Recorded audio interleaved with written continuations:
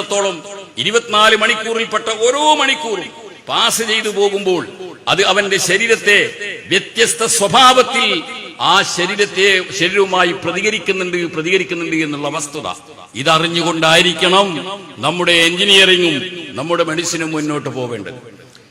കാലത്ത് അഥവാ AM 12 മണി മുതൽ 1 മണി വരെയുള്ള ആ ഒരു സമയത്ത് നമ്മുടെ ശരീരത്തിലെ പ്രതിരോധത്തിന് വേണ്ടി ഒരുക്കി നിർത്തപ്പെട്ടുള്ള അണുക്കൾ അതിൻ്റെതായ പ്രവർത്തനം സുസജ്ജമായിരിക്കും. അതേ സന്ദർഭത്തിൽ രാവിലെ 5 മണി മുതൽ 6 മണി വരെയുള്ള ആ ഒരു ടൈം ഏത് പ്രദേശത്താണ് താമസിച്ചാലും ശരി, തന്നെ സംബന്ധിച്ചിടത്തോളം 5 മണി മുതൽ 6 മണി വരെയുള്ള സമയം അത് പ്രതിരോധശേഷി നമ്മുടെ ശരീരത്തിലെ പ്രതിരോധ അണുക്കൾക്ക് വളരെ വീക്കായി കൊണ്ടിരിക്കുന്ന ഒരു സമയമാകുന്നു. ഈ 24 മണിക്കൂറിൽ നിന്ന് ബ്ലഡ് പ്രഷർ അത് ശക്തമായ രൂപത്തിൽ അനുഭവപ്പെടുന്ന ലോ ആകുന്ന പല സമയങ്ങളും മാറി മാറി വരുന്നുണ്ട്.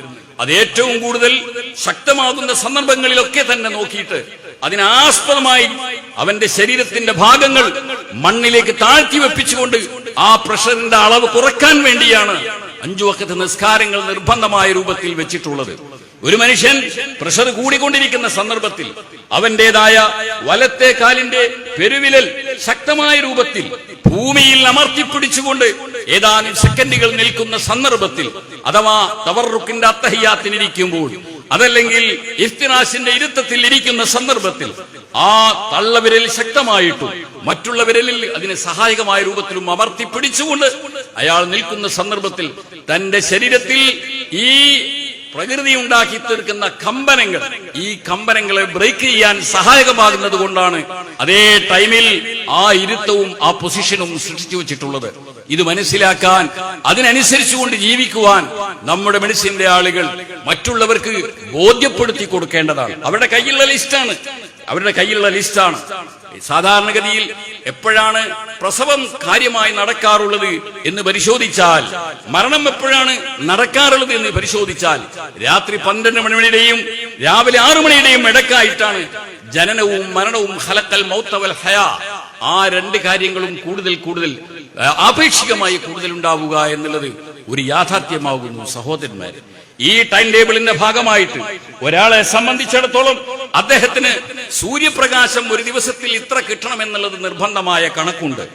നാം ഒരു ഫ്ളാറ്റിന് വേണ്ടി ഡിസൈൻ തയ്യാറാക്കിക്കൊണ്ടിരിക്കുമ്പോൾ അതല്ലെങ്കിൽ ഒരു ഫ്ളാറ്റിന് വേണ്ടി ചന്തമുണ്ടാക്കിക്കൊണ്ടിരിക്കുന്ന സന്ദർഭത്തിൽ ഒരു ഫ്ളാറ്റിന്റെ ആ ഇൻഫ്രാസ്ട്രക്ചർ തയ്യാറാക്കിക്കൊണ്ടിരിക്കുന്ന സന്ദർഭത്തിൽ നമ്മുടെ മുമ്പിൽ ഓർമ്മയുണ്ടാവേണ്ട പ്രധാനപ്പെട്ട കാര്യമാണ് ആ ഫ്ളാറ്റിൽ എത്ര തന്നെ റൂമുകൾ ഉണ്ടെങ്കിലും മുഴുവൻ റൂമുകളിലേക്കും ആ റൂമിൽ പാർക്കുന്ന സ്ത്രീകൾ, കുട്ടികൾ, പകൽ സമയത്ത് അതിൽ കഴിഞ്ഞുകൂടുന്ന ആളുകൾ അവർക്ക് പ്രകാശരശ്മികൾ കിട്ടാതെ പോകുന്ന ചുറ്റുപാടിൽ ബിൽഡിംഗ് ഉണ്ടാക്കാൻ പാടുള്ളതല്ല.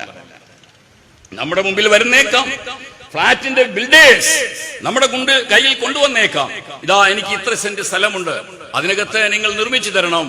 ഒരുപക്ഷെ നമ്മുടെ ആ മുനിസിപ്പാലിറ്റി അംഗീകാരം നൽകിയാലും കോർപ്പറേഷൻ അംഗീകാരം നൽകിയാലും നിങ്ങൾക്ക് ഓർമ്മ വേണം, വശംസി വദുഹാഹ, എന്തിനാണ് അല്ലാഹു സുബ്ഹാനഹു വ തആല സൂര്യനെയും സൂര്യനോടൊപ്പം 10 മണി എന്ന് പറയുന്ന സമയത്തെയും പിടിച്ച് സത്യം ചെയ്തു?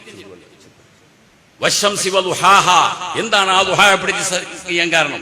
ഒരു മനുഷ്യന്റെ ബോഡിക്ക് അനിവാര്യമായും വേണ്ടതാണ് സൂര്യപ്രകാശം. ആ സൂര്യപ്രകാശം കിട്ടേണ്ട അളവിൽ കിട്ടിയിട്ടില്ല എങ്കിൽ അയാൾക്ക് നിരവധി ചർമ്മരോഗങ്ങൾ ഉണ്ടാവാനുള്ള വകുപ്പുകളുണ്ട്. അദ്ദേഹത്തിന്റെ എല്ലുകൾക്ക് തകരാറ് സംഭവിക്കാൻ സാധ്യതയുണ്ട്. ആയതുകൊണ്ട് തന്നെ ആ സൂര്യപ്രകാശം കിട്ടുന്ന രൂപത്തിലായിരിക്കണം ബിൽഡിങ്ങുകൾ സംവിധാനം ചെയ്യേണ്ടത്. ഇന്ന് പല സ്ഥലങ്ങളിലും തന്നെ എന്താ നമുക്ക് കാണാൻ കഴിയുന്നത്? കോൺക്രീറ്റ് കാടുകളാണ് കാണാൻ കഴിയുന്നത്. ദുബൈയിലാവട്ടെ ബഹ്റൈനിലാവട്ടെ കോൺക്രീറ്റ് കാടുകളാണ്. ആ കോൺക്രീറ്റ് കാടുകളിൽ 2 കൊല്ലക്കാലം ജോലിക്ക് പോയി താമസിക്കുന്ന ഫാമിലി അവർ തിരിച്ചു വരുന്ന സന്ദർഭത്തിൽ ആരോഗ്യമില്ലാതെ രോഗത്തിന്റെ അടിമകളായി പോകുന്നു. മക്കൾക്ക് കിട്ടിയില്ല, അവൾക്ക് സൂര്യപ്രഭ കിട്ടിയില്ല. ഫ്ളാറ്റിൽ നിന്ന് അങ്ങനെ തന്നെ ഇറങ്ങി അവരെ കൊണ്ടുപോകാൻ വന്ന ബസ്സിൽ കയറി അവരങ്ങ് പോകുന്നു, തിരിച്ചു വരികയും ചെയ്യുന്നു. ഏതാണ് സൂര്യൻ? സൂര്യന്റെ ഊർജം എന്താണ്? ശരീരത്തിലേക്ക് വരുന്നില്ല. ഈ ബയോളജി ക്ലോക്ക് അനുസരിച്ചുകൊണ്ട് രാത്രി ഏകദേശം 8:30 മണി മുതൽക്ക് തുടങ്ങും. ഒരു മനുഷ്യന്റെ ശരീരത്തിൽ ഉറക്കത്തിന്റെ ഹോർമോണുകൾ എന്ന പേരിൽ അല്ലാഹു തആല വെച്ചിട്ടുള്ള ഹോർമോണുകളുണ്ട്. ഡോക്ടർമാർക്കറിയാം ഈ ഹോർമോണുകൾ ചാലുവാകുന്ന സമയമാണ്. ആ സമയം മുതൽക്ക് ലവലേശം രശ്മികൾ ശരീരത്തിൽ തട്ടാൻ പാടില്ല എന്നുള്ളതാണ് പ്രകൃതിയുടെ നിയമം. സൂര്യന്റെ രശ്മി അപ്പോൾ തട്ടുകയില്ല. എന്നാൽ നാം കൃത്രിമമായ രശ്മികൾ തട്ടുന്നു. ഈ കാണുന്ന പ്രകാശ രശ്മികളൊന്നും തന്നെ ശരീരത്തിൽ തട്ടാൻ പാടില്ലാത്തതാണ്. ഇന്ന് ടൗൺ എഞ്ചിനീയറിംഗ്, ടൗൺ സംവിധാനം, ടൗൺ ആസൂത്രണം എന്നൊക്കെ പറഞ്ഞുകൊണ്ട് സ്ട്രീറ്റ് ലൈറ്റുകൾ സ്ഥാപിച്ചുകൊണ്ടിരിക്കുന്നുണ്ട്. സ്ട്രീറ്റ് ലൈറ്റുകൾ സ്ഥാപിക്കുമ്പോൾ ഒരുപക്ഷെ നഗരസഭാ ചെയർമാൻ, മേയർ അഭിമാനം കൊള്ളുന്നുണ്ടായിരിക്കാം. പക്ഷേ ആ സ്ട്രീറ്റ് ലൈറ്റുകൾ ഇതിന്റെ പരിസരങ്ങളിൽ താമസിച്ചുകൊണ്ടിരിക്കുന്ന ആയിരക്കണക്കായ വീട്ടിലെ മാതാപിതാക്കൾക്ക്, കുട്ടികൾക്ക് മുഴുക്കയും ഹാനികരമാണ് എന്നതാണ് സത്യം. അവർ ഉറങ്ങുന്നുണ്ടാകും, പക്ഷേ അവരുടെ ശരീരത്തിന് ഉറക്കത്തിന്റെ സന്ദർഭത്തിൽ കിട്ടേണ്ട തമാം ഇതുകൊണ്ട് കിട്ടുന്നില്ല എന്നുള്ളതാണ് നിങ്ങൾക്ക് വസ്തുതാപരമായി അറിയാൻ കഴിയുന്നതാണ്. എല്ലാ വലിയ വലിയ റോഡുകളുടെയും അരികിൽ സ്ട്രീറ്റ് ബൾബുകൾ സ്ഥാപിക്കുമ്പോൾ ആ നഗരത്തിന് ഭംഗി കൂടാൻ വേണ്ടിയിട്ട് ഇതിന്റെ നേരെ ചുവട്ടിൽ ധാരാളം ചെടികൾ വെച്ച് പിടിപ്പിച്ചിട്ടുണ്ടാവും. എന്നാൽ ഈ ചെടികളുടെ നേർക്ക് രശ്മികൾ വരാതിരിക്കാൻ പറ്റുന്ന രൂപത്തിലായിരിക്കണം ബൾബുകൾ സ്ട്രീറ്റ് ലൈറ്റിൽ സ്ഥാപിച്ചിട്ടുള്ളത്, ആ സ്തൂപങ്ങളിൽ സ്ഥാപിച്ചിട്ടുള്ളത് എന്ന് നിയമം വെച്ചിട്ടുണ്ട്. എന്താ കാരണം?